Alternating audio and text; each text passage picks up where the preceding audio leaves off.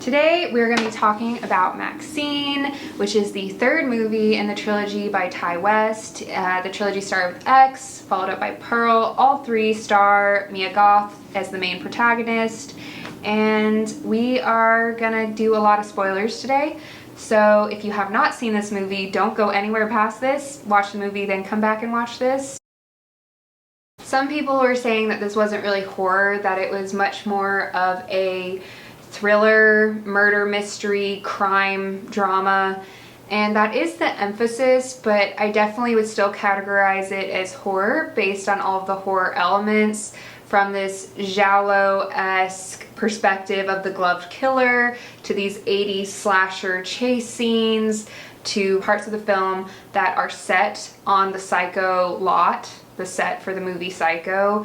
And honestly, just lots of practical effect gore. Well, not lots, but effective where you get it. It definitely still falls in the realm of horror, in my opinion. And the violence that we saw from MaXXXine was superb, honestly. She even took her keys in her knuckles and did some wreckage to a guy's face. It was all very brutal and very effective. But MaXXXine didn't receive a lot of development as a character. For instance, there's a scene when she is being approached by a cop who says, "Help us find this killer, this person who's killed your friends, and hopefully save the next victim."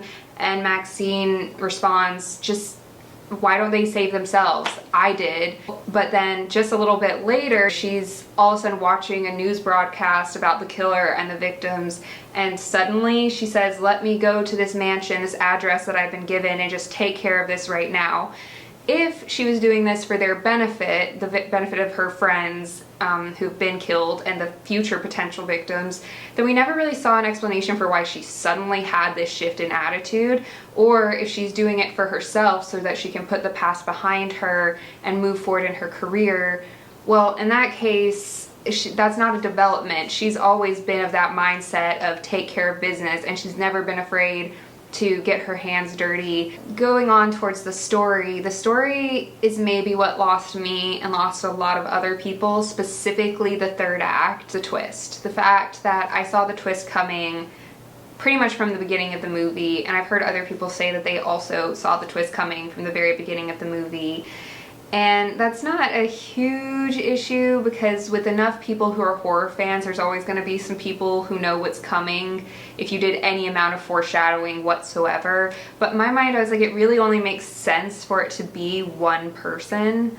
And that one person, surprise, surprise, is her preacher father. Back in the movie X, we saw a TV preacher who was talking about his lost little girl, obviously MaXXXine, and from that very first movie I've been interested about her life that she was running away from. Maybe that came second. They had to put that by the wayside for the sake of the plot, because they thought if they added any more background in there it would be too obvious what the twist ending was, but it was already obvious, so I felt like that was a waste not to learn more about her father, his church that he had, because it's not just her father, he's the primary evil.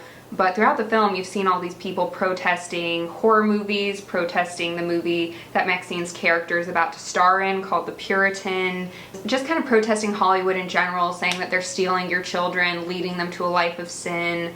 And he's gathered these people who feel that Hollywood is corrupting their youth, and he's gathered them into a cult. And they're the ones committing these murders and trying to make kind of a film out of it to bring real world horrors to stop the horror movies.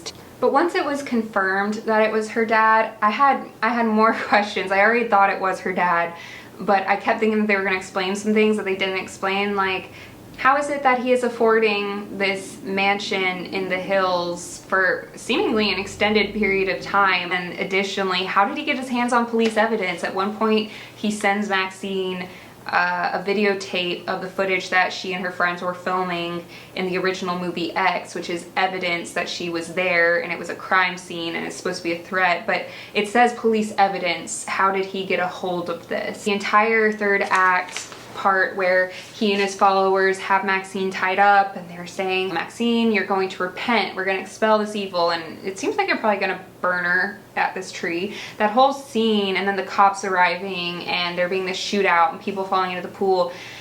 The whole time I was wondering, am I on board with this?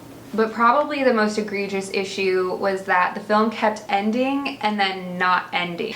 To begin with, she's had this shootout, or she's been in the midst of this shootout, and she's got a hold of a gun, and they've wound up at the top of the Hollywood sign, and she's holding the gun to her father, and she's telling him, repeat after me, because we learned earlier in the film that he's the one who taught her the words, I will not accept a life I do not deserve. And so she's saying, say it with me, and as he starts to say it with her, she shoots him. Oh, okay.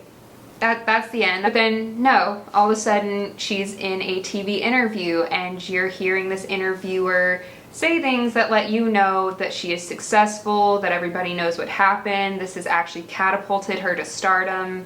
And you're thinking, okay, but then you move on, and where was she after that? Oh no, after that I believe she's at a premiere, and you're like, oh, okay.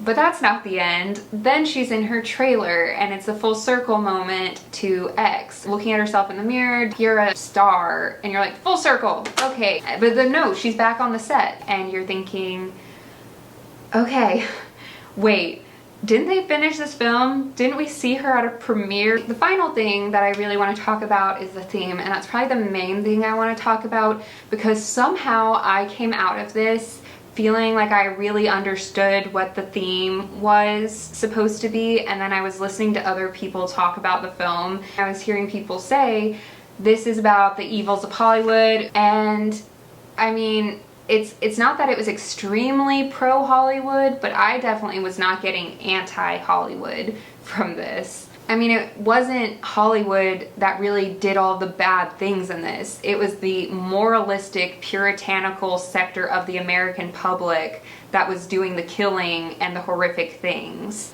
I tried to think why people would say that this was about, oh, Hollywood bad, evils of Hollywood. And I guess when you watch it, it is shown a little bit as an industry that will use you up and then kick you to the curb. But it very much feels like Hollywood, for all of its ills, is still represented as a place of art. There is a lot to be said about the abuses of power that happen in Hollywood, with how people are treated by those more powerful, people who promise and threaten to either make or break your career and force you to do things against your will. Like, that does exist in Hollywood, but that didn't seem to be the critique made in this film. In fact, MaXXXine's director, I would argue, seems pretty professional. She's represented as tough, but when she threatens to fire MaXXXine, it's not because MaXXXine won't sleep with somebody or won't do something on film that she didn't previously agree to in a contract. She threatens to fire her for being late to set. She's not unprofessional. She's not abusing her power, nor is MaXXXine seemingly being abused by the Hollywood machine in this movie. She is willing to do whatever work is in front of her to eventually reach the height of her career. In line with the ethos of X, seeing them struggle with the idea that they would never be taken seriously for doing a dirty movie. But then I kind of think about the fact that, yeah, I really thought that that was the message all the way through. That means that it maybe wasn't communicated well, which does lead me to my concluding thoughts, which is that this movie was fine. Lots of style, only a little substance, and definitely doesn't hold up to the first two. Lukewarm. That's all I can say.